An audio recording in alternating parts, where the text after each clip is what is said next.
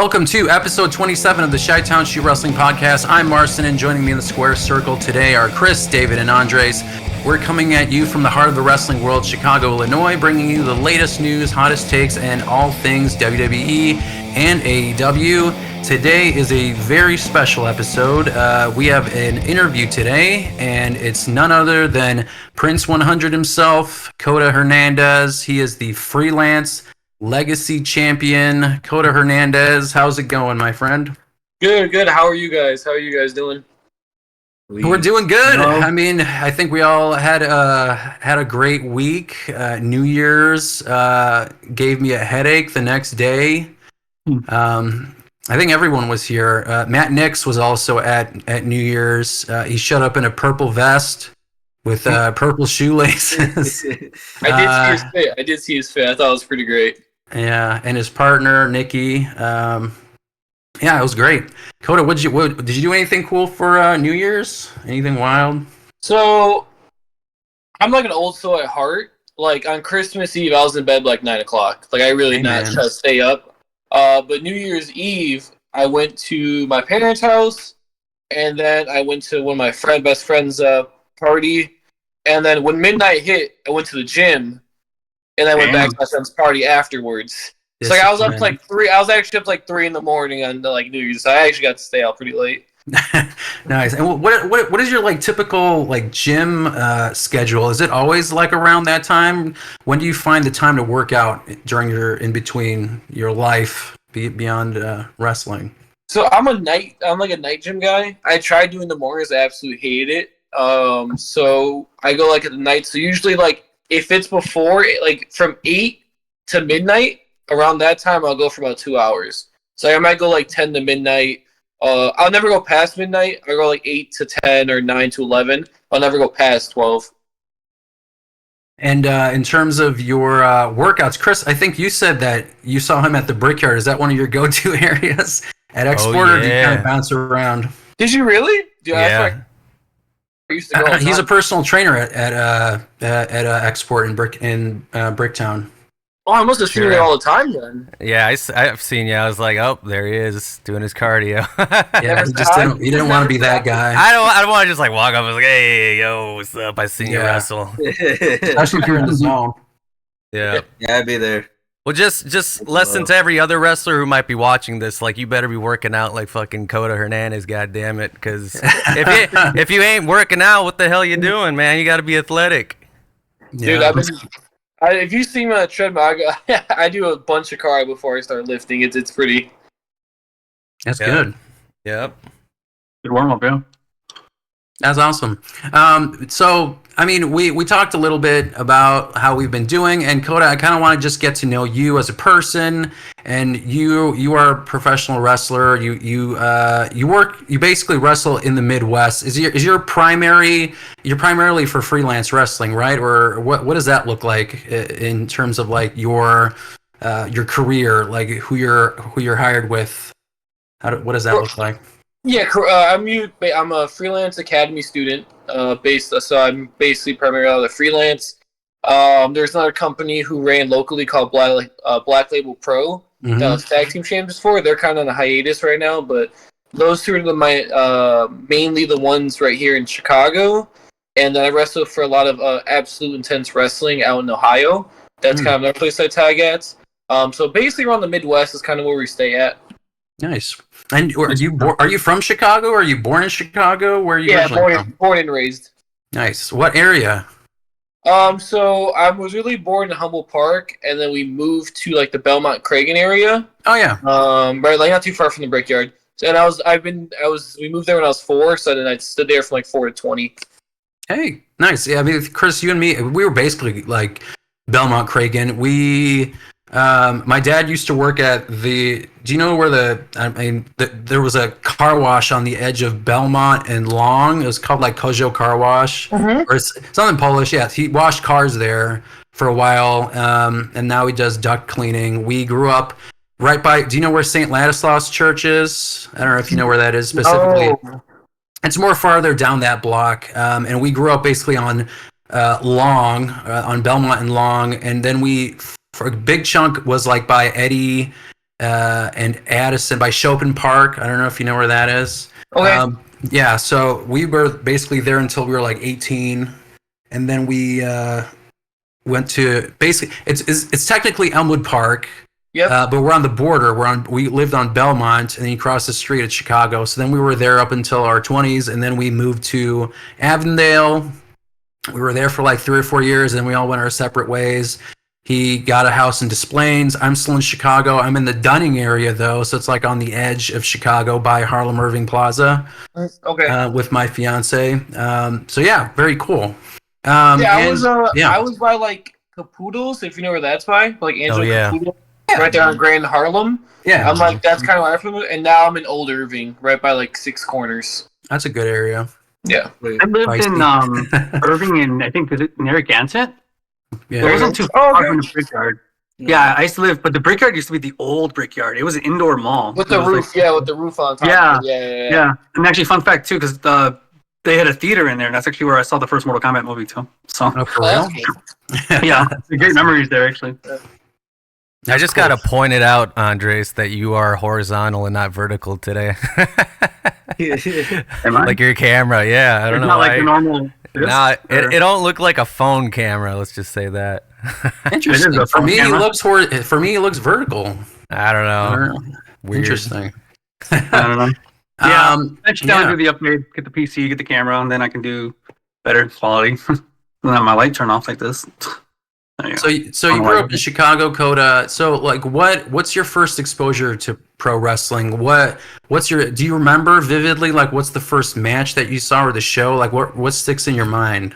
So that's like kind of the problem when it comes to like my history of wrestling. So the rumor is I was born on a Monday. I don't know how it adds up birthday wise, but the rumor is my dad was in the hospital watching Monday Night Raw as I was being born, because my grandfather watched it, and then my dad watched it, and my older brother watched it, and then me, and my older brother kind of fell out of it, but I kind of stayed into it. Mm-hmm. So like I've watched it my whole life because my grandpa and dad watched it. If I had to put like a distinct moment when I remember it the most, my dad and grandpa would only buy the Mania pay-per-view, because they couldn't really afford any other pay-per-view, so they would buy the Mania one. And I remember seeing Eddie's WrestleMania, I want to say 20 entrance. It's either that or 21, one of the two. I just remember it was Eddie and Lowrider. And the reason I remember that so vividly is because my dad owned Lowriders. My dad and grandpa were really big in the car community and like the car community around Chicago. Oh, nice. And my dad owned Lowriders, and my dad's real name's Eddie too. So like, I just made the connection of like my dad's name being Eddie and the Lowrider, and then Eddie Guerrero and the Lowrider, and like it just stuck in my head as a kid. I thought they were the same person, but it all adds up. Yeah, it just all like stood with me. It's like, okay, and then ever since then, Eddie was my guy. Like wrestling has been my thing.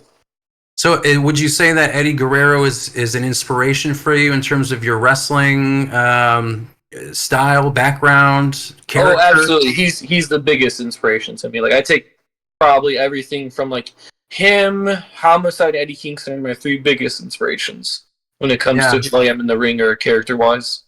That's awesome. Yeah, we'll talk a little bit about Homicide and Chavo later, because I mean, what a year you had. There's not a lot of people. What a year, like 3-4 years, if that, like into your pro wrestling career, and you got the chance to wrestle Homicide and Chavo Guerrero in the same year. Yep.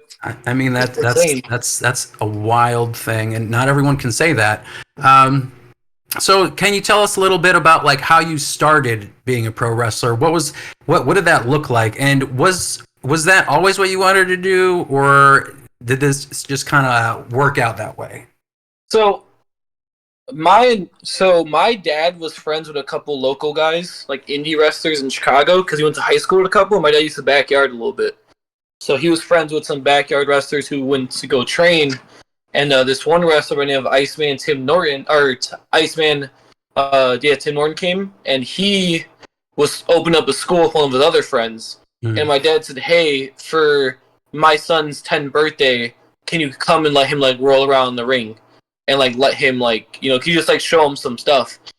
So they brought me there. They let me roll around the ring, and then after that I begged my parents to take me back the week after, and they said no.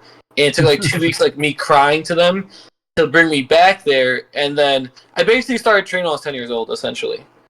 Like, they let me roll around. I actually started training when I was 10 years old. And, yeah, I mean, at 10 years old, you think you're going to make it, like, to WWE instantly and stuff like that. Yeah. Obviously, I'm grown up now, and I kind of have, like, a different view on wrestling and the kind of my goals in wrestling. But it's always been the dream to obviously make a living off of this.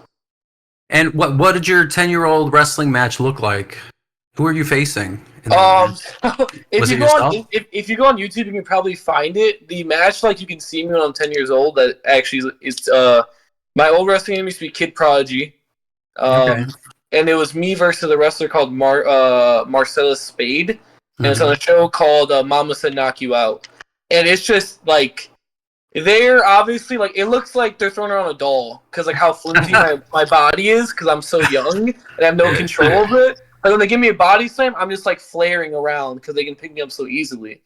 And then it's just me throwing, like me doing all the moves I think, like, I can hit perfect because I saw them on TV. Like, I think I do, like, the Daniel Bryan yes kicks. And they look like shit. They look so bad. Because I'm, like, 10 years old. They're, like, these little, like, taps. But it's just me emulating all the people I could see on TV. And then these guys they're safe with me. Let me like, they're safe with me. But when they throw me, it looks vicious because I am so young and, like, small and, like, no control over anything. I was going to ask, because, I mean, like, you're 10 years old. You had probably no training, and you're basically starting. So you didn't get concussed or injured or anything like that, did you? No, because the thing is, I actually, like, 6 months is when I had, like, my first match, essentially. Like, 6 months in, like, a year later. So these guys that I did match with, they would come to train, and then they would, like, learn how to work with a 10-year-old, essentially. How to, like, work and not, like, hurt the person, whatever it is. But they always told me, no matter what, they're like, whenever you throw something, throw it as hard as possible, because you're 10 years old, it's not going to hurt. Like, it's like, you know, it's still like a kid hitting you. So, like, me at full force isn't like them getting hit by, like, a full-grown man. But they need to make it look good, right? They have to sell for a 10-year-old and still make themselves look strong. Yeah, so, like, they would let me, like, light them up as much as I wanted and then put me down, like, safely as possible. And what did the ring look like? Oh, dude, I mean, it was like a 20 by 20, like, actual wrestling ring. Oh, like, nice. I was having the time of my life. Like, I thought it was great, right? And these guys were, like, worried about making themselves, like, look credible while, like, a 10-year-old's jumping on them.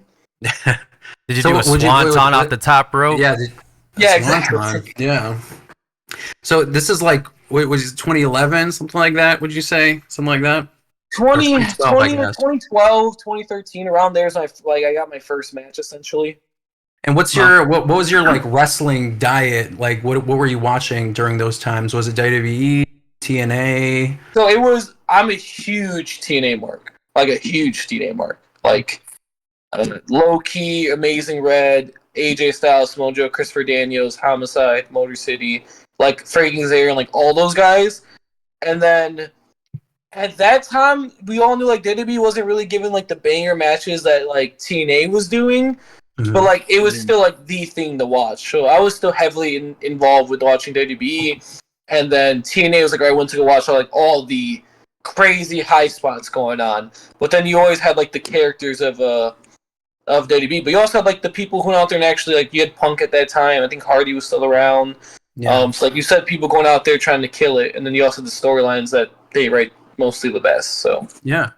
I mean, yeah, TNA, I mean, their X Division. I mean, if there's one thing that was a giant highlight was that roster with the X Division.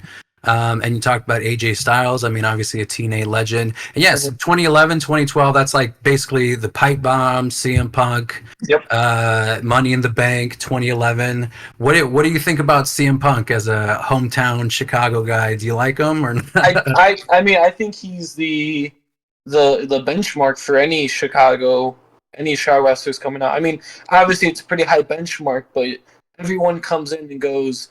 It's like every Latino wrestler starts, they get the comparison to Eddie Guerrero right away. Same thing with Chicago wrestlers. Like, you're getting the comparison to CM Punk right away. Everyone's like, oh, that might be the next Punk. That might be the next guy to make it. But the crazy thing to me is how much talent has come out of Chicago. Like, or Illinois in general. Like, Juice Robinson's from, I think, somewhere southern in Illinois. And then Tony D'Angelo's actually from not too far from. I think he went to Elmwood Park High School or like Oak Park High School. Yeah, Or he's from Oak Park. so he's from here as well. So like, there's a lot of other people from Chicago who made it, but Punk's always gonna be that benchmark for everyone to reach. Yeah. And well, you know what? We'll talk about your wrestling. I mean, you started technically as a 10-year-old, but I feel like your official training wasn't until a little later than when you were 10. Yeah. So like, what did that look like? Like, when did you decide to be like, you know what, this is what I want to do with my life, is being a pro wrestler? So crazy enough, when I turned 14, 15, while I was going into freshman year of high school, I kind of fell out of wrestling because I was going to high school and I was like, as we know, like it's kind of like the cool thing to like pro wrestling sometimes. Yeah. Right. In the high school, so like I got out of it and like I didn't watch it. I didn't do anything. Like I didn't keep up with it. And then my grandpa had bought tickets to go see NXT Takeover Chicago. I want to say the first one. Yeah. Because I think that was. I don't know if it was the ladder match between AOP and DIY. Yeah. Or something, but I went to go see that with my grandpa and my dad, and we're watching like Ricochet wrestling someone. I forgot who was wrestling at the time, but they had like this banger match. It's like great match. And like the joy I seen in my dad and my grandpa getting out of like wrestling, right? And my grandpa saying like he remembers watching me when I was younger and he used to feel the exact same way, made me go like, I kind of miss it now. I kind of miss the feeling of this wrestling. So like then I went back into training and I found Freelance Wrestling Academy at the time. So I was like, all right, I'm going to go back at like 17, 18 now, a little bit older, and try to actually take this a little bit more serious, like perfect my craft. So. And you said, you mentioned your dad and your grandpa. Did they ever want to be wrestlers, or were they just really big fans of wrestling? And did their interest in wrestling ever wane, or was it consistent? Like no, they always, like my grandpa watches New Japan to this day, and he's like 65. Like he was like talking to me about, he would legit have arguments where he goes, Ric Flair can't touch Will Ospreay. Like that's the actual debate in his head. Like, he loves like the new age wrestling. Like he's not like one of the guys who only watches old school stuff. He watches New Japan, but my grandpa immigrated from Puerto Rico, so like he went straight to working, right? And then my dad, same thing. He never thought wrestling was like a viable dream. So I like that work in a factory, work your 9 to 5, support your family thing. Because he had me and my siblings were really young, so it's more like he didn't have time to pursue dreams. He had to go pursue like working and like work for us. So like now seeing them push me to do it is kind of why I take it so serious in a way, because like they didn't have the chance to. It's like they get to watch me have the chance to do this. It's like it kind of drives me in multiple ways. That's awesome. That's awesome, and it's also a great reason. I mean, I think all of our family members on here, immigrants, came in. I think are we all mostly first generation? Like straight off the plane or boat or whatever.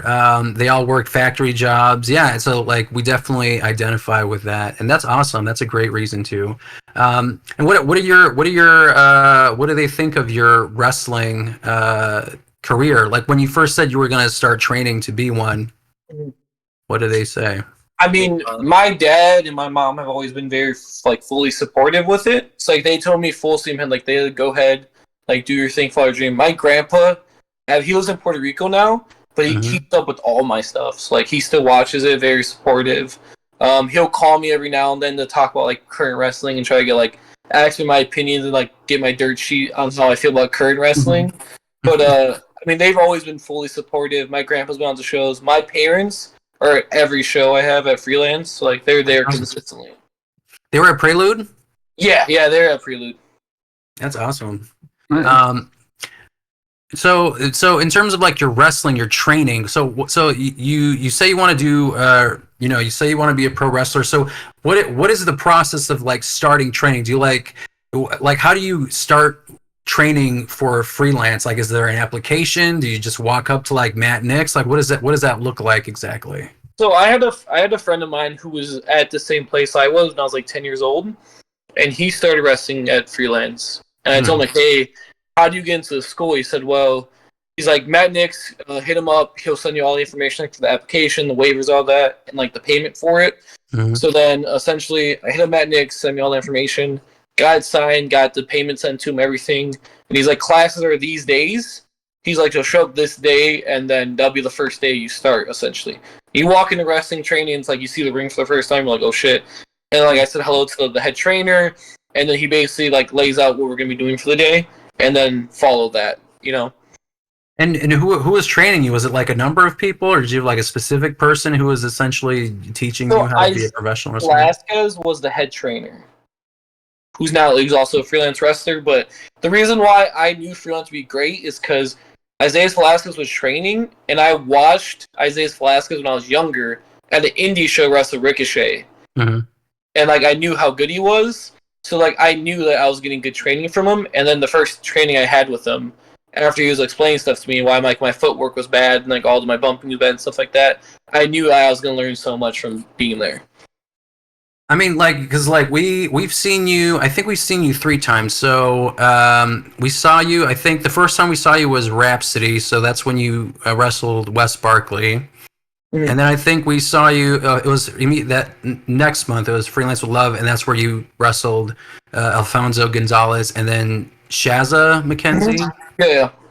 And then obviously we saw you with Chavo. I mean, like, let me tell you, like, you're like 3 or 4 years in, but like you're a real like natural when it comes to like the wrestling. It looks very smooth. It looks like realistic. It looks great. Like it doesn't look like you just started wrestling, 3 or 4 years ago. Like whatever you're doing, it's working. I agree. I really do appreciate that, and honestly, I give credit to, like I said, Ace Velasquez, because he puts into a lot of footwork, and making sure you move naturally to where your body isn't in more risk of injury. Yeah. So like the way I move fluid is like him putting me through reps and reps of footwork drills to make sure I can move my body in a way to where it's safer on the ring. Ring awareness always the line we drop. Aware where you are in the ring, and making sure you take as little as movements possible to get to where you need to go. It's like A to Z. Like you can get to A to Z without having to go through the whole alphabet. You cut these little steps out so it looks more natural to your body. So like him putting me through reps and reps of that stuff made me so fluid in what I do now. Would you say, you mentioned like footwork, what would you say what was the most difficult part of like when you started training? What was the hardest thing to wrap your mind around? The hardest thing like that doesn't have to do like psychology wise is cardio, because like running a treadmill and like doing like bike and doing stairmasters, you ask any wrestler, you can do that for a year, and once you get to hitting those ropes, it's not the same like cardio level. Like it's way different. It's like it was getting used to the bumping, getting up, hitting the ropes, going over this, going over that. It's a lot of like getting used to doing these very like fast twitches with your body to where you put like all your power right away and put it right back and then stop. Mm-hmm. Like it's a lot of like fast twitch moments and you stop, and it's conditioning your body to get used to those moments where you give 40% here and you got to give 80% right there, and then back to 40 and back to 80. It's controlling your breathing, and the cardio is the hardest thing for me to get used to, like physically wise. Mm-hmm. Yeah. If I may, because like cardio, like if you're just doing like steady state, just kind of walking or going like at a certain pace, like your body's getting used to that feeling. So it's like okay, I get used to this. But I imagine if you're like in a wrestling ring and you're going from 0 to 100, and it's almost like a sprint every like couple of seconds, where you're like and then you're trying to like your body's just trying to figure out. I imagine. That you're moving quick and you have to kind of like catch yourself up or whatever. Yeah, one thing people don't understand too is like when you think about it, like with the bumping and the hit taking strikes, it's like your body at some point goes like, hey, I don't want to feel pain anymore. So it's not that you're blown up or tired, it's that your body's there like, I'm in so much pain, I don't want to get up right now. Mm-hmm. But then you have to condition your body and give the endurance to like start being like, so your body's used to those bumps and used to those strikes to where it can take like all these, but like when you're first starting, it's like, man, your body's just like aching to where like it's not like you're not tired, you're not like your lungs are there, but your body just like, hey, I really don't want to get up right now because like I'm sore. It's like a shock. I imagine yeah, it's like exactly. a shock. So you just have to callus. You said the whole rep thing, and it's just so true about just like any kind of training. But yeah, it was specifically like wrestling. But I do a lot of weightlifting because I'm a personal trainer at the gym. But you could adapt that same system to wrestling, where it's like you need to repeat something in order for you to just kind of get your hands on it, right? So it makes a lot of sense. Yeah, like I even did Muay Thai for a little bit, and like when I was doing Muay Thai, they're like, the only way your body can get used to it is to actually do it. Mm-hmm. So like your body can't develop callus for like, let's say like your shins for checking kicks unless it goes through it a number of times. So like it sucks in the beginning, but then you almost become like used to it. So like it's there, you know? So like you have to put your body through all this at the end goal to get used to it. Which it sucks in the beginning, but at the end you start getting easy. I was gonna ask, go first, Andres. Go for it. I gotta ask. So when you have like matches coming up, do you plan like your leg day recovery like in advance, so your legs are not like messed up as you go in? Because I'm sure you're taking a beating, obviously, too, in the ring, and then obviously your body wants to recover from working out. So yeah, so I'm a little bit of a psychopath. I really don't plan like any recovery day or like anything. Like I go until like the wheels fall off. So like if I wrestle a day and I'm sore, I go to the gym that night still, or I'll go to the gym the morning before the show. Like I'm like a psycho. I don't like. It's bad. It's probably really bad for me, but at the, I don't know. I feel fine now, so, you know. I admire that, though, dude. I was going to say, we don't want you to get injured. Have you gotten any injuries? You haven't gotten any injuries yet. Like the worst injury I had was like I sprained my ACL, but other than that, that's about it. That's pretty damn good. No tears, nothing. No, thank God. I was so scared. You're still young, so you're good. Knock on wood. Yeah, he's gonna be healing quick. So yeah, Wolverine.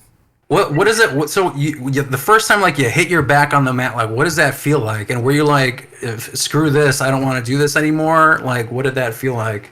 So it's so weird because like when you hit the ground, all your blood like rushes throughout your body. Like you feel it from like your fingertips to your toes. And you think like you're going through like shock, but it's like such a weird effect where like you have like this weird tingle, and then you give like 10 seconds, like, oh, I'm okay, I think, and you get up and like you kind of feel like your head's a little bit wobbly because like the blood's rushing. But like my first bump when I took it, I was like, yeah, I sucked, and I did like 3 more. I was like, I'm kind of starting to like this a little bit, right? Because like I'm thinking in my head like as I'm doing the bumps, I look like this person doing it or this person doing it, right? Probably like look like nothing like them, but in my head, I'm thinking I look like them, so that's pretty cool. That's awesome. So you're training, and how long did you train before you had your actual like debut match? For freelance, or like when I was 10 years old? Well, I mean, I guess the 10-year-old thing counts, but like for freelance when you started training for freelance. So the kind of the bad and good part about it is when I started training, the pandemic hit right away. Yeah. So they stopped running shows. But good part about it is GCW is running a 24-hour show in Philadelphia where they had multiple indie companies come in and like do their own like block of a show essentially. Like, every company got like an hour of a block to do their 24-hour show, and luckily Freelance had got one of those blocks, so they asked the students who they thought was ready, who would be interested in going to Philly, right? Mm-hmm. And me and fellow wrestlers like Davey Bang, August Matthews, Tom Grayson, Darius Latrell, Angel Escalera, we all agreed. Trevor Outlaw agreed to do it, so we all went out to Philadelphia, and that got us a shot on the show. So that was my first like actual match for freelance, and because we did that, the freelance management were like, all right, these guys may actually be the future of our company. And like, we're gonna, if they keep it up and they keep trying to keep working, then we might have to showcase these guys going forward. And as you see now, it kind of paid off for all of us doing that. I got a question. Yeah, go for it. How do you get booked on other shows? So it's like, okay, your freelance is home or whatever, but like if you want to go to a GCW show or whatever, CSW, etc., like how do you just like hit up the booker, or they hit you up, and then what's that process look like? So yeah, it's one of 2 ways. There can be 3 ways. It's either you reach out yourself and you get a hold of them and go, hey, I'm interested in working for you. Do you have any like dates going forward you would need me for, right? And then usually you send them like your resume or you send them matches they can watch, so they're familiar with your product, right? Because my thing is never going in thinking people know who you are. Like every show I go into the tent, like no one knows who I am still. I still have to show them who I am. So like when I do the booking thing, same thing. I'll send them a match. Hello, my name's blah blah blah. I'd like to work for you. Do you have any dates going forward? Or they reach out to you. Hello, we're interested in you. We've seen you work before. We have these dates available if you're interested in working. What dates can you make? You guys agree upon rate or whatever it is. Or it's word of mouth, right? So like someone can go like, hey, I saw Koda wrestle at Freelance. I'm really interested in working him. Can you bring him in for me? Or can you bring him in? Or hey, I saw this guy work. I think you should bring him in, right? So like those are the basic 3 ways to get into it, but it's a grind, man. Like I think a lot of people, like I'm not the type to like wait for someone to like reach out to me. Like I'll send DMs, emails like weekly to companies like, hey, interested in coming to work for you. Here are matches. I also do a tag team with this. You guys need tag teams. I'm also interested with that. So like hustle. Just gotta hustle and grind for it, man. Very punk rock. Mm-hmm. Yeah. So so essentially you were also training during COVID, right? Yeah, essentially that was like the hardest part. Not because like the mask or anything. It's because it was usually when you have like a bigger class, it's almost like you get more cardio in, right? Because you have to do more reps for more people. Yeah. This is like you can only have like 6 or 8 people max. And it's a lot of like, we had to do like a lot of first come, first serve. So if you're late on, like if you're late on that message to say, hey, I'm coming, then you lose your spot and you lose that week. So it's like, then maybe I'm not training the 6 times I want a week. Maybe I'm only training 2 times and I'm losing that and I can't go to the gym. So I can't get that cardio in. So it's like, I'm losing a lot of in-ring shape because of it. I mean, tell me a little bit more about that, because I mean, like training during COVID, and then also just like having some of your first matches during a pandemic. I mean, that's got to be very unique. Like, what did that feel like for you to do that? Like your first professional wrestling, like career matches, and then it has to be during a pandemic. So it was almost saddening to me, but at the same time, I knew I wasn't going to get that opportunity if there wasn't a pandemic, right? Because there were still people who could have came out from outside of freelance or outside of the Chicagoland area, or people who could still be booked, although at bigger names, right? Because the pandemic hit, people were being scooped up left and right from the major companies, right? So like they were still available, but the fact that there was a pandemic opened up this huge gap in the B field for other companies. So it was that was kind of the light at the end tunnel for me with the pandemic, but it ruined my first experience because there was no crowd there. Yeah. And the building we're wrestling in, so we wrestled at 5 a.m. Philly time. So that's 3 a.m, I think, Chicago time, if I'm mistaken. Or maybe a little bit earlier. I think Philly's Eastern, I think, so they're like an hour ahead. Yeah, so like the people who had to watch it from Chicago, our main audience from, had to wake up at like 4 a.m. if they wanted to watch it, right? So it's like maybe you're not getting the same crowd you would if it was in Chicago time because it's 2 different things. And the building wrestling had no heat, and it was Philly in like I think like in January. So like it was like 30 degrees in the building. So like those bumps feel extra worse because that ring's cold as shit. Cold, tight. But out of that trip, man, it's like I create a bond with these friends I'm gonna have for the rest of my life. Going out there driving, and then crazy enough, the drive back from Philly 14 hours turned to 17 hours because a snowstorm was going from Philly to Chicago at the same time. So we're just driving with the storm essentially, and like there's no break. Damn. What do you feel like is your favorite aspect of pro wrestling? So you kind of mentioned like the travel and the friends. Is it the travel and the friends? Is it the building a match? Is it the mic work? Like, what do you feel like is the most interesting part of pro wrestling for you personally? That's so hard to say, man. I heard MVP say, like, what's your favorite, like, breath you ever taken, right? You just breathe so, like, often. Like, what's you don't know. Like, same with wrestling. I do it so much. It's, like, all aspects of it I love. Even, like, the bad stuff I love, right? Like, when I have a shitty match, it's, like, I still learn from it. So it's, like, it's crazy to think that the friends I have now I never would have met outside of wrestling. But the fact that we love wrestling and we started pursuing it as like training brought us to meet each other, right? And like, you meet those people from around the world, and like that's a great thing. And then you meet someone for the first time, you go out there and you call a match together. And then after that match, you guys have this bond where it's like, I put my life in this guy's hands, or this woman's hands, and they took care of me. And I did the same to them. It's like the respect just goes up from there. It's like now I have this boundless person where we created something together and we both come out safe from it. So if I had to put like one thing I love is the fact that it brings strangers together and it creates a bond no matter what. Like fans, wrestlers, fans and wrestlers coming together, wrestler to wrestler, fan to fan, promoter to wrestler. Like it just brings people to bond together where they would never have met outside of this bubble, essentially. Yeah. That's a good point. Yeah.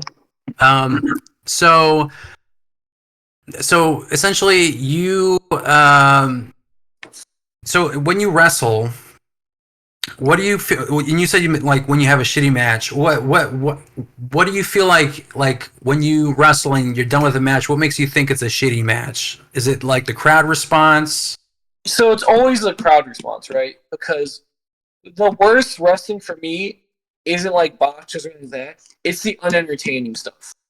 When people go out there and they do not get the crowd to be entertained, right? Because the crowd's such a big part of the match. Like you're there for them, right? Like I'm not there for myself. I'm there for them. Like I'm there to entertain the people who pay tickets to see this. So if the crowd's not having a good time, how can I be having a good time knowing I failed at my job, what to do? So like when the crowd's not entertained, then it's a bad match in my eyes. Because your one goal, no matter what, like the promoter can come in and say like, "Hey, you guys messed up this," but he then goes, "But the crowd is really into it. Like the crowd was actually happy with it. The crowd was chanting. The crowd was actually involved in the match." So it's always the positive. But if it's not there, then what positives are there? You went out there and you wrestled, and you did everything you wanted to do while the crowd sat there on their phones or on their hands and wasn't enjoying themselves. So when you build a match, does it depend on the like what like? Well, let me backtrack a bit. So like, what does that look like when you're wrestling with a person? You have a match against each other. Like, let's say, for example, you have this upcoming match on Saturday.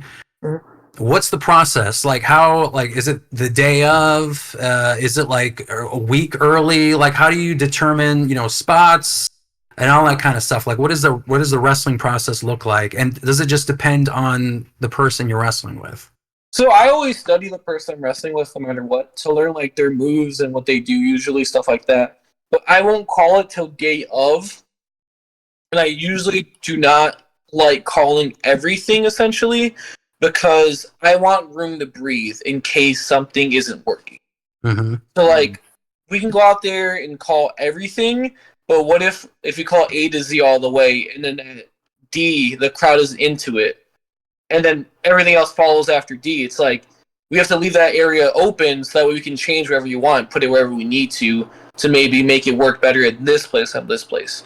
Mm-hmm. I'm big on very like day of thing, and I like watching the matches before me just to see if we need to change things because the crowd reacts to something else, Like you may go in there thinking like the crowd's expecting like a Tokyo Dome 5-star match, but then they're really into like the old school crowd work, Dusty Ric Flair work, where they really want like the like just the good shtick and character work. And it's like that stuff is like stuff you can't go in there a week beforehand and be like, the crowd's gonna react like this to the match, because you don't know, because that crowd hasn't even got there yet. Right. Like, so you have to. I'm a big day of person, and I'm a big study on your opponents first. Always have an outline of what you want to do, but leave room to breathe. That's good. And like we said, we saw like 3 or 4 matches yours, and whatever you're doing is working. I appreciate it. Yeah. Also too, to another point, with you saying with wrestling bringing everyone together, I mean, that's what Chavo said too after your match. He was saying that like that's the great thing about the business, and before he also said you're the future of the business, which I'm sure all of us here unanimously agree. Like, this was my first time really watching you wrestle, man, not gonna lie. Like, when I was impressed, the whole show, astounding, honestly, man. Because I walked out like, damn, I want to come back to the next one, in which we all are going to come back, dude. But like, literally though, to that point, yeah, it does bring everyone together.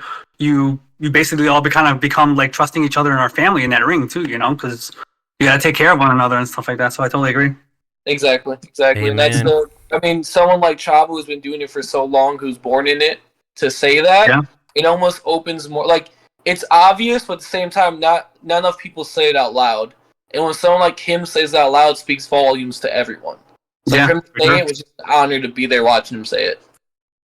Yeah, I was gonna ask. I mean, about Chavo later, but I guess since we're talking about him now. I mean, like, what does that look like? Who tells you that you're wrestling Chavo Guerrero, and then what's your reaction to that? You know, let me start there before I just load you with like 3 other questions. So let's start there.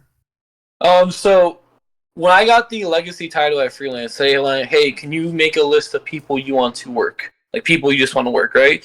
And I put realistic people on there, and at the bottom I put tree matches, right? And Chavo's on there, but it's like, it's one of those, you're like, I don't even know if he works anymore. If he does like actual in-ring stuff, like he'll do an appearance, like who knows if this is gonna happen, right? Like it's very, very like it's a pipe dream, and like that's what I thought. And then one day, the promoter of Freelance hit me up. He said, "Hey, we got the contact information for Chavo. Do you want to do this?" And I said, "Absolutely. Like if he has any interest in doing it, I want to do it no matter what." So then one day I get sent the graphic, and it shows me, and it shows versus Chavo Guerrero, and like when I tell you, like my heart dropped, it's almost like I felt it, just like I was like 12 years old again in my eyes. Like I was legit like a kid again, and I couldn't stop smiling, I couldn't stop thanking them. It was just someone you see it on, like when I saw on the graphic, it was almost like I was being like ribbed. Like I was like, "Oh, good joke, like good job, right? Like good at it, guys, like, hilarious." But then they like told me like, "No, it's officially like it's gonna happen. We're gonna announce it," and it was just like a moment I won't forget. Like the feeling I got from it. Is that how you learned, through like an Instagram post or like a Twitter post with like your poster? No. They send it to me directly. They're like, "Hey, it's happening. Here's the graphic." And then that's when I had the idea of doing the I don't know if any of you caught it with the vignette of like the lowrider, and like the whole announcement deal, because I have a very like in my internal head, I want to make everything seem bigger than what it is. Like I want everything to seem like huge, right? Like a bigger deal than like what it actually is. So like Chavo Guerrero, like if it was just a graphic, I'm pretty sure it got great buzz. But like I was like, this means more than just a graphic to me personally. So like my idea for the vignette came in head. Like I asked my dad, like, "Hey, I need someone with lowrider." He's like, "Someone with lowrider." He's like, "Why?" I'm like, "I just need a lowrider. Please give me one of your friends with a lowrider." You didn't tell him? Found that for me. And then we got my camera guy Nick, shout out camera guy Nick, to come film it. And I was like, the premise is everyone's gonna see a lowrider and not really put 2 and 2 together until the Chavo hits, because it's too like no one's gonna expect Chavo Guerrero, right? And what's funny is he was on the graphic initially, like the show flyer. It had him there, and no one said anything. No one even knows Chavo was on it, and I was like, great. I was so happy because I'm like, no one's noticing him, so it means like when this announcement gets made, it's gonna blow up even more. I mean, we were when we saw the announcement, we were like, "Holy crap, let's go, let's do it!" Oh yeah! And you guys put on a clinic that night. I noticed them. I told these guys. Yeah, you told us. I was like, they're gonna. I was like, they haven't announced Koda's match, but Chavo's on this fucking graphic, y'all. Yeah, I was like, I'm pretty sure that's where this is going. So I'm not gonna lie, I was on the fence about it too. I was on the fence about going. I was so happy no one quote tweeted Chavo versus Koda happening, because that was my biggest fear, is that someone's gonna be like, Koda versus Chavo confirmed. I'm a good brother, bro. Yeah, I'm a good brother, bro. We keep those internal when we have that type of speculation, dog. Yeah, no spoilers. Yeah, Marcin, when you invited me to come, I was like a little bit on the fence about it because I thought I had something else going on. But then when you mentioned, like, when Chavo Guerrero was mentioned too, I was like, oh, yeah, I'll go. Yeah. Can't miss this opportunity. And now you're sold on Freelance. I am very much sold on Freelance, yeah. This was my first show, and I was just great. I loved everything about it. Every match was so good. And that's like one thing too that like I've been to like a lot of WWE shows, been to a couple of AEW ones, and most matches are good, but like this one, like literally like they from beginning to end, like no, I was sold on everything. I really was very impressed by the whole overall show from everyone. Everyone did a great job. Like it was so entertaining. That's why I'm like, no, we're coming back for sure. Yeah, No, that's awesome to hear, honestly. I feel like sometimes when I'm like watching the show, I turn into a fan almost as much because Freelance is so like it's a different vibe than a lot of other indie shows because like you almost feel like it's very punk rockish, undergroundish the way it works, and it's like everyone in that building kind of feeds off each other's energy fan wise to where it's like you see this person react, you're like, oh, I'll react too, and then like you see this person like, oh, I'll react too, like I'm safe here to be a huge fan no matter what. Like, you know, sometimes you go to some indie shows and it's like, you know, the smart marks who like to sit on their hands and only clap when they see something they're impressed with and not like they don't want to enjoy themselves. They want to be more of like, oh, I'm watching the art of wrestling. It's like, man, the art of wrestling is making sure you enjoy yourself. Like that's the real art, is making sure that the fans are enjoying themselves. It's like have fun, like lay back, like everyone here is a wrestling fan. No need to play too cool or like not want to like, you know, cheer for whatever it is. Like just have a good time. Like it's what we're all here for. Exactly, 100%. What was what was the first conversation you had with Chavo Guerrero? What was the first thing he even said? Did you talk to him way before the match even like happened, or was it that day of that? In the ring. Funny enough, the group I run around with, which is Alfonso Gonzalez, August Matthews, Davey Bang, Trevor Outlaw. Every time we go out to eat after shows, I like to tell the waitress it's my birthday. So that way they come and bring a birthday cake and he sings me. Every time we go anywhere to eat, they like doing that joke where that rib where they say it's had my birthday, no matter where we eat, right? So I saw Chico Suave, who was driving Chavo Guerrero to the venue. I saw him come up. I didn't see Chavo, so I'm like, oh shit. I know Chavo's here though, somewhere in the building, right? I know he's here. And I look up at the balcony and I see him in the locker room. I was like, oh shit, right? And then like I'm like, oh, it's happening. Like it's actually gonna happen. It's like I kind of like freeze up. And then she goes like, I'm gonna go grab him for you. And then he brings Chavo down, and I go, hey, my name's Koda. Nice to meet you. I'll be working today. He goes, happy birthday, man. And then I just bust out laughing. I was like an iceberg. I go, he goes, they told me to tell you that. He's like, it's really your birthday? I'm like, no, it's not. He's like, oh man. He's like, all right, cool. He's like, yeah, man. He's like, I'm excited to work today. Let me just like, you know, sit down. He's like, we can say this. He was like, let me just, you know, get settled in. I'll come see you later, whatever it was. And then I saw him at the ring before the show started, just sitting by like the ring thing. I sat next to him. I go, hey man, what was it like training Zac Efron to be a wrestler? Because he worked on the Iron Claw. Yeah, Iron Claw. Yeah. And then we just start like shooting the shit about like movies and stuff like that. Because I guess his uncle Mondo is really into movies. It's kind of he got into it. So like I was more interested in getting to know Chavo the person than like going to call a match with him right away, right? Because like it's one of my childhood heroes. Like we can talk wrestling for the next 4 hours, but like I also want to talk to you just to shoot the shit and see what you're like. Right. And like we sat there for an hour just talking about everything besides wrestling. Yeah. And like that was when like I was like I felt at ease with the rest of the day.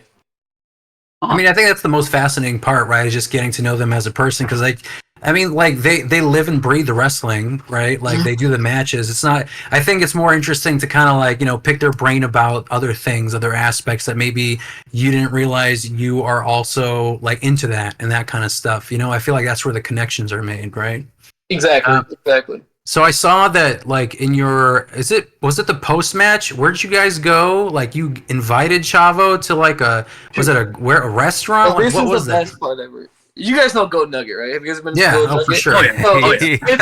It's not very like high end. Like it's pretty shitty most of the time. Like it's not it does the job. Like, the chili quiles is okay. I mean, I get it every time. It's good enough. Like, we were going out to eat after the show, and Chico Suave was coming. He had to go drop him off at the airport, and he goes, "You want me to ask Chavo if he wants to come to Goat Nugget?" I was like, "I mean, sure." I'm pretty sure he's gonna say no though. And he goes, Chavo said he's down for Goat Nugget. And I was like, oh, no, dude. We're dragging him to some fucking shitty place to eat. Like, has to go good, or else it's going to be like a shitty match, a shitty meal. This dude's never coming back. So then, yeah, we went to Goat Nugget, man. And, yeah, they did happy birthday to me with Chavo there as well. And Chavo there in the video singing her happy birthday. And then he just goes, they do this to you every month? I'm like, pretty much. She goes, it's kind of funny. He's like, when you think about it, it's kind of fucking hilarious. No, it is, Because yeah. like, no one's called on yet, and then he goes, I don't really like eating whatever they bring me. He's like, if you're not gonna eat the cake, I'm gonna eat it. And I was like, sir, go ahead and have it. He's like, then he starts eating. He's like, it's not a bad cake. He's like, you should really try some. And dude, he was so down to earth. It was honestly amazing to be like, there should, like I said, just as a person, seeing what he's like. It must have been surreal. You're sitting at a fucking golden nugget. Yeah, with at a golden nugget Guerrero. with Chavo Guerrero singing "Happy Birthday" to you. He just That's why you should have some of this a cake. patty melt, just like some shitty patty melt from Golden Nugget, just sitting there, dude. What did he order? A patty melt. Oh, he had a patty melt. Dude, he hates the cold. He put his gloves on inside of Golden Nugget because how cold he was. Oh man. 'Cause he's in California, so Yeah. Oh, okay. He's not used to this. Yeah. yeah. But dude, no, he was honestly everything like I would expect and more. Like, there's someone took a picture of me sitting in the corner watching him like talk, and someone said like, well, like they're wondering what's going through my head. In my head, I'm 12 years old again, watching the TV, watching him talk. Like, I'm not like, I'm just so like infected. Like, I'm staring at Chavo Guerrero in a wrestling ring, and I'm in the ring, and he's talking about me. Like, I'm 12 years old again in that moment. Like, the whole, I mean, I'm like I said, I'm so happy the ring, the camera didn't catch my face the whole time because he's giving me the three amigos, and I've never smiled so hard in my life. So, what do you think is the most interesting fact that you learned about him when you were chatting with him in between the matches, or before and after the match? Anything that's safe for work? So he told me this hilarious story where he used to take that Vince used to have catering to himself in his office. But like he would have like extras, right? It's like he would have like 5 steaks and maybe eat 2 and then never come back for them. So he used to go in there and take like a steak or 2 and then take it on the road with him. Like, and then he was telling me about like all this shitty places. He's like, I'm like, you don't mind eating and go. No, he's like, bro, the food we used to get on the road was so shitty. He's like, you used to hope you see a fucking Waffle House like walking or like on the way to like wherever you're at. He's like, so like, don't worry about it. It's like gas station sushi 90% of the time or something like that. He's like, man, I would pray like we would run into like a Buc-ee's or like a Wawa's in Florida or wherever it is, and hope I would get like something from a gas station. So I mean, I have a lot of questions. We're almost an hour in. Damn. So, and I want to ask you about your tag team work because you're not only are you singles wrestler, but you also are in tag teams, and you're in 2 specific tag teams. And I think Pick and Pop, are they still active? Is it like kind of on and off? Where are you at with Darius? On and off. Not really at Freelance. Mostly at another local company called Second Wrestling. You're mostly tagging. And then the other is Sabin Gauge for Latinos Most Wanted. Yeah. That's our like salute to LAX and Los Guerreros. Mm-hmm. And that's the one that we're kind of. That's where I go to Ohio mostly with AEW, Iron Spirit books. We're at, and we did some Philly shows for them as well. So how do you feel like comparing to like a singles wrestling career? Like, what do you feel like? Do you prefer between like tag team wrestling and singles wrestling? How different is it for you? So when I do tag team wrestling, there is so much more my mind can work with because there's so many different aspects, right? Because like when it's singles, no one's coming in to break up a pin when someone's covering someone else. When it's tag team, you have 2 other people who could rush in and break up the pin, or like a double stack pin. It's like so many different tools at your use for tag team wrestling. Like at first, I really wasn't into tag team wrestling, and I fell in love with it now.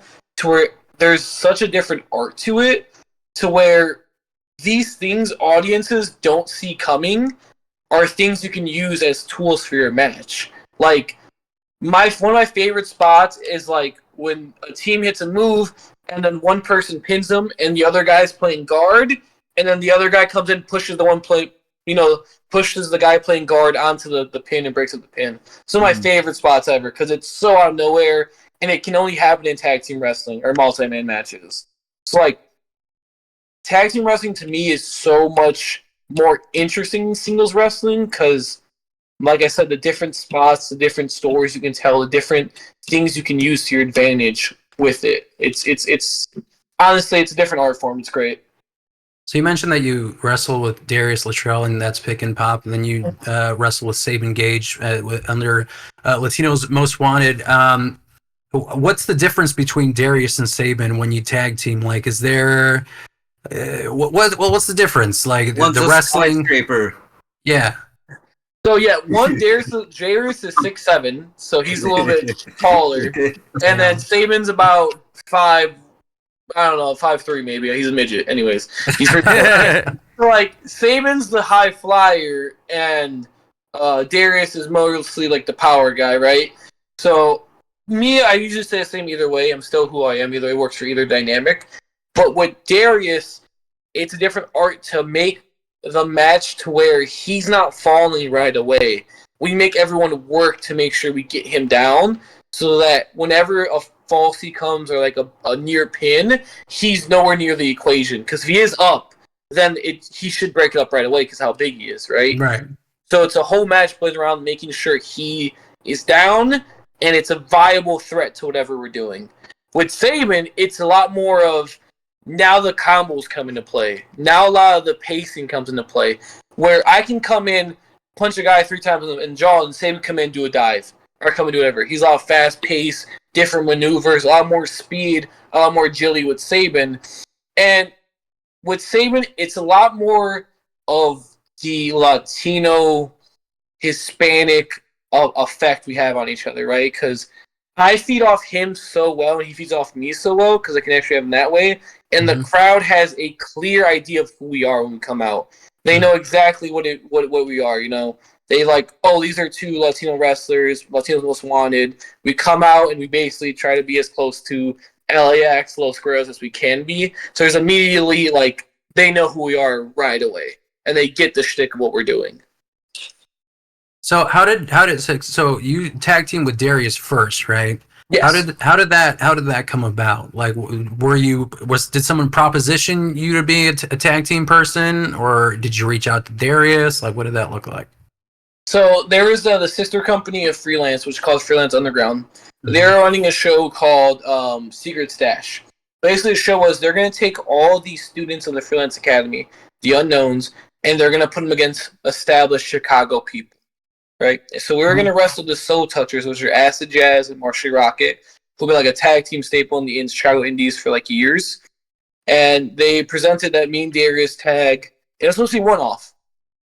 And then being in the ring with Darius naturally came our charisma for each other because I was able to be a loudmouth joking guy, and then Darius able to be the big bodyguard, big brother to me, right?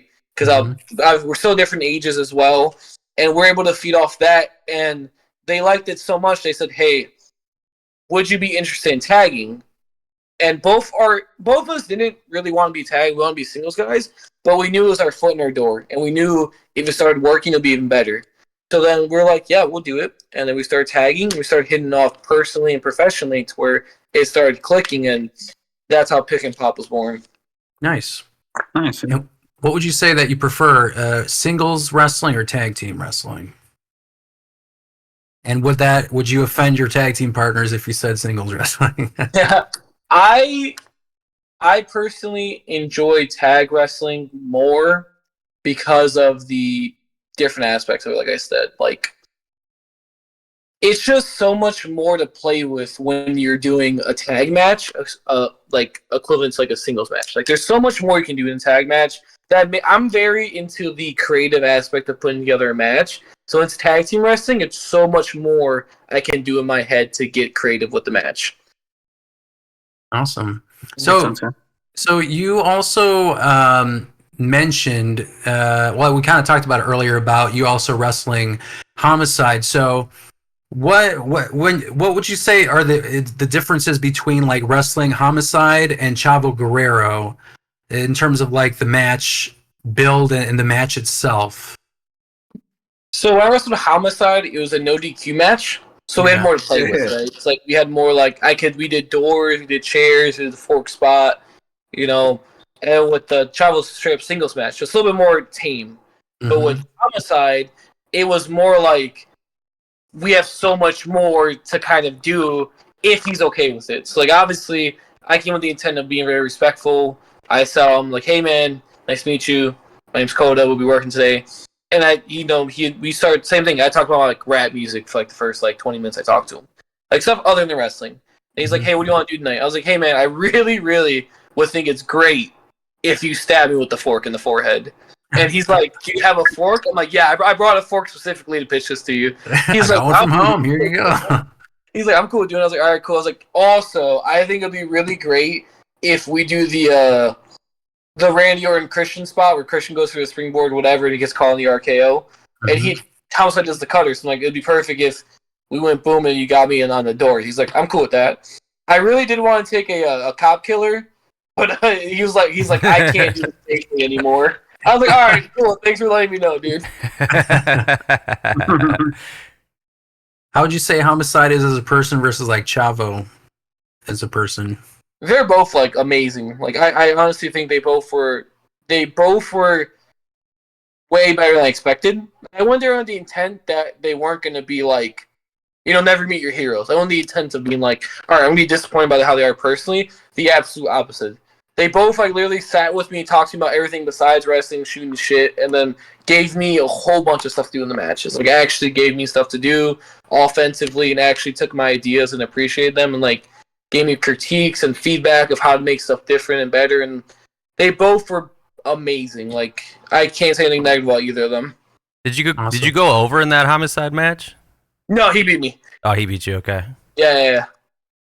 I did actually watch the highlights of it. I mean, like he looked like he was. I mean, you guys like he looked like he, like there was a lot of respect there, a lot of appreciation. I mean, like that's the kind of stuff I want to see when you're like a legend, someone who's well established, and then you're essentially like an up and comer.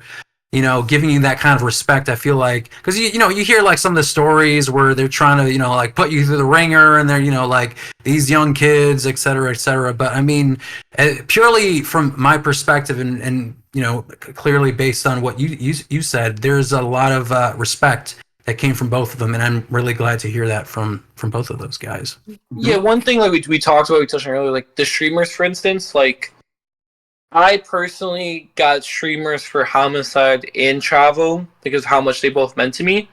And, like, it's a little thing, but to wrestlers, the streamers mean so much as a show of respect to the talent. So, for me, they done so much for me as far as being inspirations. The least I can do is to make them feel special, and they come and wrestle me. So, Homicide, I got him streamers as well. Made sure they got thrown from. Same thing for Chavo. Like, it's something so small because when they go to indies, they're not expecting stuff like that to happen. That's why it's so special when it does.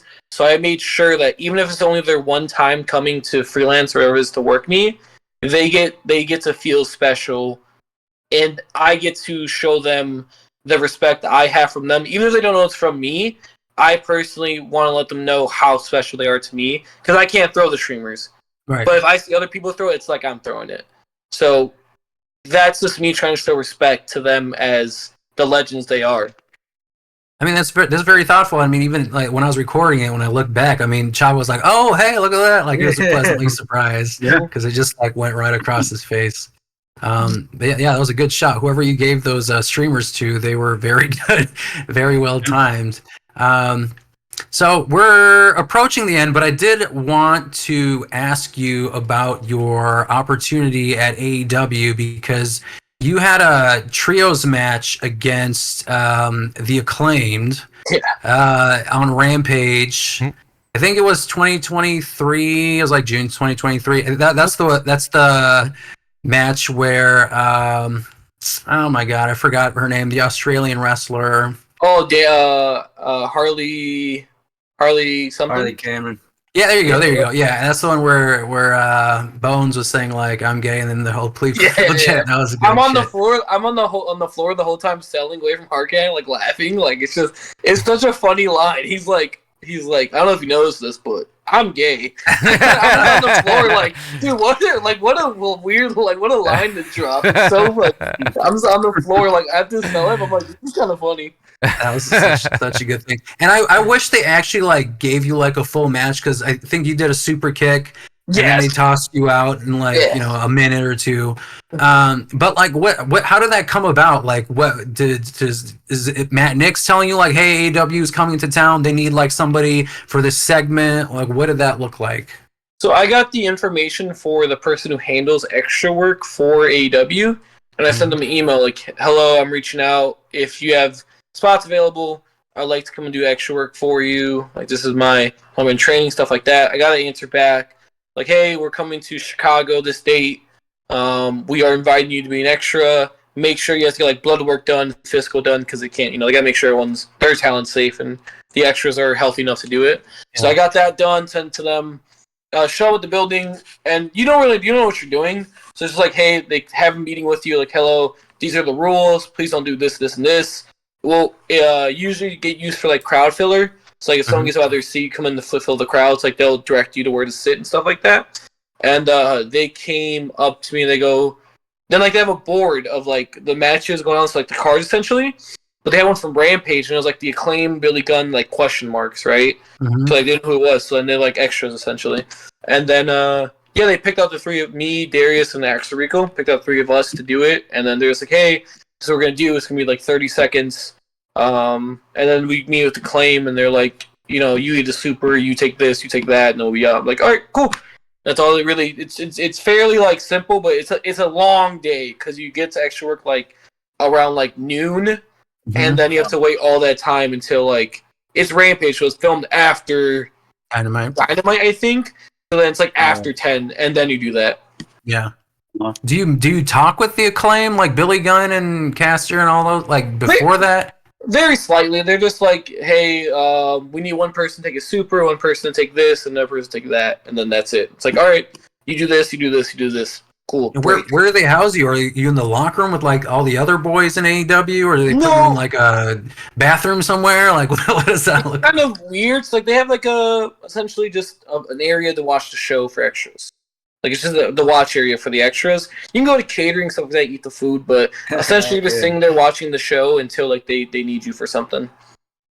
And how different is it for you preparing for something like that versus, like, an indie show? Because I'm assuming, like, with Dynamite, or not Dynamite, with Rampage, I mean, you're dealing with, like, you know, television commercials and all that kind of stuff. I mean, are you essentially just being directed?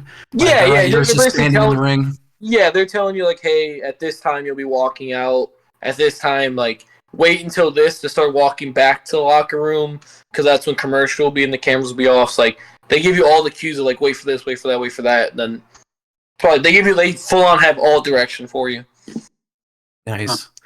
That's interesting. Yeah, I mean, like, I've never asked anyone about the backstage of anything AEW, so that's very fascinating. We did one in Detroit for, like, a security spot. And we were supposed to break up a fight between Claudio and Wheeler and the Young Bucks. Yeah. And they kept telling us, like, hey, they're going to fight down the ramp. Please pull them side ramp. And then they started fighting side ramp.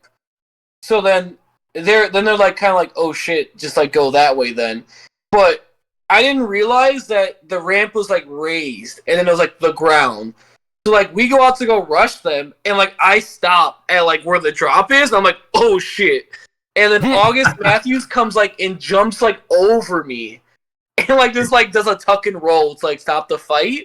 And I'm like, fuck it. And I just, like, jump, like, full force. I'm like, oh, damn, I can't look bad. Dude, it was probably I was like, he just, like, literally, like, jumped right over me. I was like, oh, shit. That's wild. That's amazing. Did you meet the man, myth, legend himself, Tony Khan, or you didn't cross paths with him? I shook his hand after we did, like, the Acclaim match. The producer who produced the match gave us, like, directions, like, hey, it's a common courtesy to always shake the person's hand. Yeah. It's like, hey, common courtesy, just, like, go tell Tony thank you. And I was just shaking hands, like, thank you, sir. And it was just, like, literally 30 seconds. But he was like back there on the monitor. Yeah, doing the whole Vince Gorilla position thing. I mean, that's pretty cool. Pretty cool. No, it was pretty. I was like kind of in awe. I was like, oh shit, that's Tony Khan just sitting right there. Like, I touched him. But that part is, like, we're, like, waiting for, like, whatever, and there's a segment with Adam Cole and MJF, and like Adam Cole's like right here, like shoulder to shoulder with me, and I was like over, I go, hey man, I really enjoy your Uno play on up up down down. And then he was like, oh, I appreciate that, man. Thank you. I go, yeah, thank you. And it's really like this real like 30-second awkward conversation. I just walk away. I'm like, oh man. He wasn't doing like he wasn't living his gimmick like he does normally in interviews, where he's just like an a-hole off camera. No, Adam Cole. Oh, Adam Cole. Yeah, I thought you meant yeah, MJF. Yeah, that's awesome. So we're basically kind of winding down here, but there were 2 questions that we got through Instagram, and I'll read them for you. If one's Alfonso, I already know what the question is. I don't know if it's Alfonso, but I'll start with the other one. So the first one is from someone called One Man Dynasty _ What is he? Yeah, I know. So he said, I'm just going to read this verbatim. He said, who is his very tag partner? And I don't know if he forgot a word or something, but who is his very tag partner? Dude, I thought I spelled bad. This guy. maybe he means who's his favorite tag partner. Yeah, maybe his fave tag partner. Yeah, so Darius, Latrell, or Sabin, who would you pick? No comment on either of those, dude. They're trying to start a fight. They can fight over me. I'm not picking favorites here. Have they interacted with each other? Like, have you guys hung out together?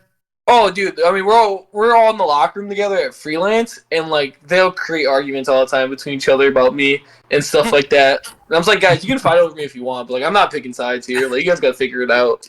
So who's your circle in that locker room? So you mentioned them, and then Alfonso, right? And then who else is in that? Who else do you so like the circle I have is my tag partners, obviously Sabin and Darius, Bang and Matthews, August Matthews, Davey Bang, Alfonso Gonzalez, and Trevor Outlaw. That's like my like core group of guys who like, besides professional wrestling, personally are around in my life. Like they're just not like wrestling. Like when wrestling shows are over, all that, like we're going out to hang out to go see the movies, go to sporting events, go hang out. Like that's the core guys I have. That's awesome. I mean, and also congrats to Alfonso. I mean, we're going to reach out to him to interview, but man, talk about a year for Alfonso. And then he had that segment that he released the other day with his training. I mean, he's got great comedic timing, I got to say. Like he's really good at it. He never turns off. Let me show you. He never ever turns it off. He is Alfonso Gonzalez off camera 100% of the day. It's almost like you kind of get used to it, but at some point you're like, dude, can you just shut the fuck up for 5 seconds? Dial it down like from 11 to at least like 5 or something, man. I'm just trying to drink my coffee here. So speaking of, we also got another question from someone called the Alfonso _G. He asked, why does he stick his tongue out in every picture? Alfonso's new promo with a title. Not only does he have his tongue out, he has this weird hand like this in the face. So one, he's stealing my pose in 2 different ways. All right, so if he wants to sticking tongues out, dude, he's doing his new promo pic with a title. So he was inspired. So, yeah, he's inspired. I mean, he sees greatness. He has to imitate greatness. Exactly. I think that's what that is. So, I mean, I don't think you have a match announced yet at the next Freelance show. Do you have any idea, or can you share who you might be facing? When is this dropping? I'll give you guys the inside scoop if I know when it's dropping. Well, I guess it'll depend on what when you say it. So, I mean, I feel like we typically release it within the week. We can always edit this out if it comes out later. And the show is like what, the 24th? It's on a Friday now, right? This would so we'll just edit it out if it comes out. If they don't announce it yet. Do you know when you're announcing it? Or I have no idea, but I'm doing an open challenge promo that's going to be aired on Freelance's page, and then it will be answered by none other than... It's a secret. That should be good. So you're going to face... It's a secret. Yeah. Awesome. Yeah. That's going to be awesome. Yeah. So we're gonna close this out, but I do want to ask, what advice would you have to aspiring wrestlers who want to break into the indie scene? What do you think are like the things you should tell them like before they jump into something like this? I think the hardest part for most people is they lose the kid in them.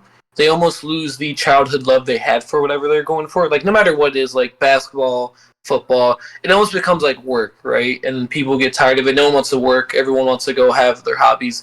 My biggest thing I would tell people is never lose the passion you had for it when you were a kid. Never lose that inner child of yours, because that's what got you to where you want to be, right? That's what made you pursue in the first place. So, like, every time I go out there, I remember in my head thinking at 12 years old, me now would never get to do this. And 12-year-old me would be so happy to be in the middle of a wrestling ring doing wrestling. And I owe it to childhood me to live the dream that they wanted to. So I never lose that inner child or inner love for it. I always love wrestling, no matter what, watching it, doing it, studying it. I find joy in it. So it's staying with the passion and joy you had for when you first started, because it's a grind, man. It really does suck. I mean, we all kind of know how much stuff sucks sometimes. Like, you have long nights, early mornings, and you kind of want to do anything, but it's passion that will always drive you. And, like, I will always be a wrestling fan no matter what. And I will always love it the same way I did when I was 5, 6, 7, whatever it is. Like, I will always have the same love for it no matter what. And, like, that's what I think people lose most often fast. And that's something that would keep you going. Well said. Passion, discipline. I mean, yeah, you said it best. And we wish you all the best. I mean, we're gonna see you again, and we're gonna keep seeing you at these freelance shows. We hope that, I mean, you go all the way. You go to AEW, WWE, Ring of Honor. I feel like you are very, very talented, and I think you will make it to one of those eventually. I think. I appreciate that, guys. I really hope. Hopefully, we can just interview when I'm signed or something. That'd be better. Yeah, right? that'd be awesome. WBID. Yeah. So be sure to catch Koda. You're going to be at Iron Spirit Pro. You'll be Latino's Most Wanted. You're facing Rafael Quintero and Lizard Man. I think that's right. Where can they follow you on social media? On Instagram, it's Koda_Hernandez, and then on Twitter, it's Koda Hernandez 01. Awesome. And then you're also doing a podcast with Ego and Alfonso, right? Yes, Potting correct. with Ego? Potting with Ego on Spotify, I think, and everything. It's awesome. Yeah. And it's on Fridays? You guys typically It drops every Fridays, yeah. Cool. Awesome. Well, that's a wrap for this episode of the Chi-Town Shoot Podcast. Please don't forget to like, subscribe, rate us, and leave your feedback. Tune in next time for more wrestling madness. Until then, keep marking out.